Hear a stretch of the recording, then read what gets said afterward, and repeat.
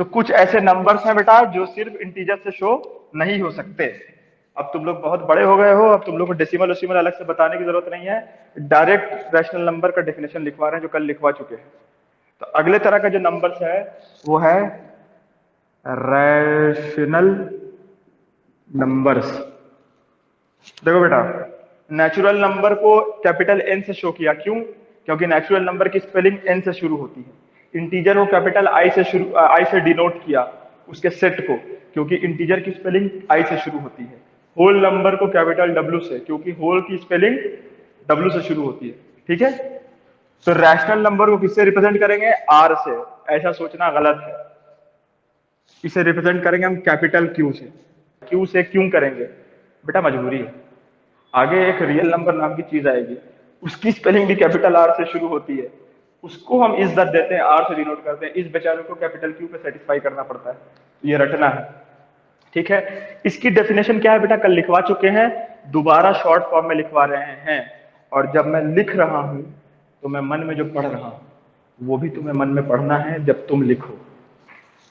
कि rational number is defined as, यानी कि rational number equal to p by q, कोई भी वेरिएबल ले लिया p by q, for all p q belonging to integer and q not equal to zero.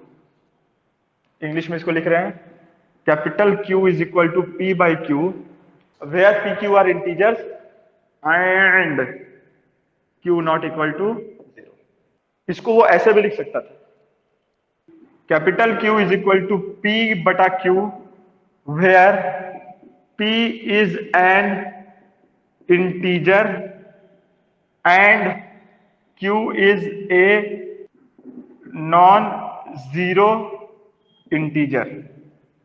ये पहली तरह की डेफिनेशन है, ये दूसरी तरह की है, तीसरी तरह की है। तीनों बातें क्या है? सेम। दिल में तुम किसी भी तरह से सोच सकते हो। ये टेबल एक मैं बना रहा हूं, जैसे बचपन में तुम लोग जब किसी चीज का ग्राफ प्लॉट करते थे तो एक्स और वाई लिखते थे ना। नहीं भी लिखते थे तो कोई बात नहीं, अगले चैप्टर में वो भी बताएंगे। मान लो पी कोई भी इंटीजर ले सकते हो, जीरो ले लिया। क्यू कोई भी इंटीजर ले सकते हो, जीरो ले लिया। लेकिन अगले दफा हमको थप्पड़ मार दिया, क्यू जीरो नहीं ले सकते, तो वन ले लिया। तो क्यू क्या होगा? Zero by one. Zero by one लिखना अच्छा नहीं लग रहा है, क्यों? नीचे वन लिखा हुआ है तो कोई फर्क ही नहीं पड़ता, डिनोमिनेटर लिखो चाहे ना लिखो, तो ये जीरो ही लिख दो। दूसरा एग्जांपल, सना राजिक ने सोचा दिल में कि इसको मैं जीरो लेती हूँ पी को दोबारा, और क्यू को मैं -17 लिखती हूँ। क्यों? क्या बोल क्या रहा है कि पी भी इंटीजर है, क्यू भी एक नॉन जीरो इंटीजर है। बस जीरो नहीं ले सकते ना नीचे वाला, क्यों नहीं ले सकते? जीरो डिवीजन एरर, अनडिफाइंड हो जाएगा। तो ये बनेगा क्या? जीरो भाई -17। अब दूसरी प्रॉपर्टी यूज करेंगे। देखो बेटा, 5/1 लिखो चाहे 5 लिखो, बात बराबर है। उसी तरह से 0/1 लिखो चाहे 0 लिखो, बात बराबर है। लेकिन 0/12 भी तो जीरो आएगा, क्यों? क्योंकि 0 divide by anything is zero, तो ये भी आ जाएगा जीरो। ठीक है, ऊपर वाला मैंने 222 ले लिया, नीचे वाला मैंने 111 ले लिया, तो ये 222 बटा 111 आ गया। अकलमंद के लिए इशारा काफी है। 222 बटा 11 यानी 222/111 को वो चालाकी से समझ सकता है कि ये 2 के अलावा कुछ नहीं है।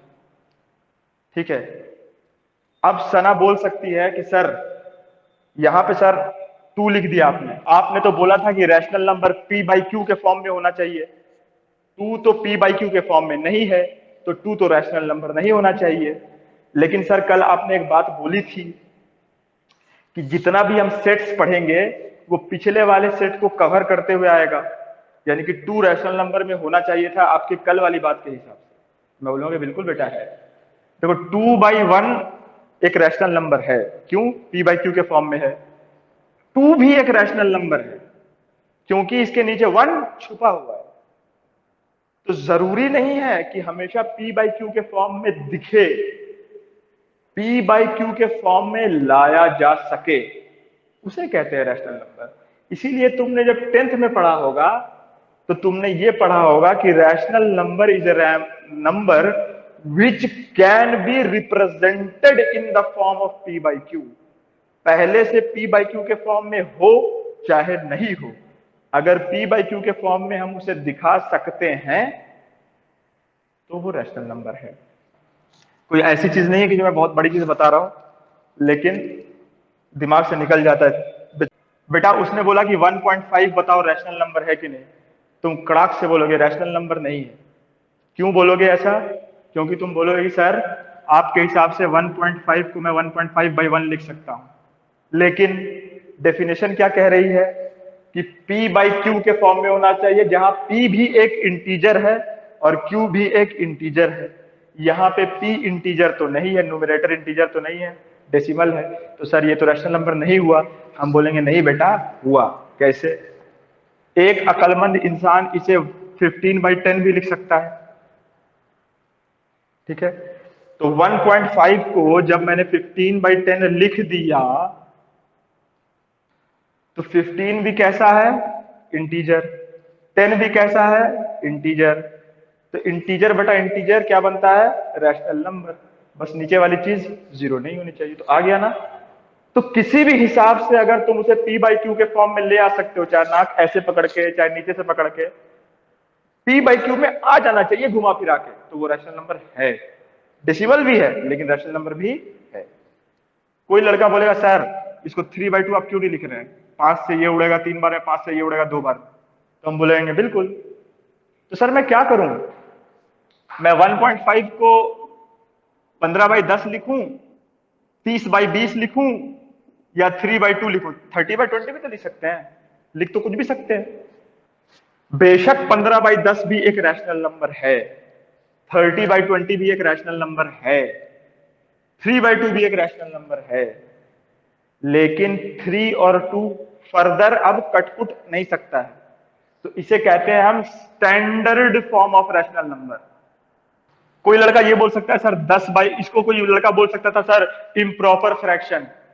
वो ठीक है, इम्प्रॉपर फ्रैक्शन भी है, लेकिन अगर -10/15 में लिखता हूं तो ये -2/3 हो जाएगा।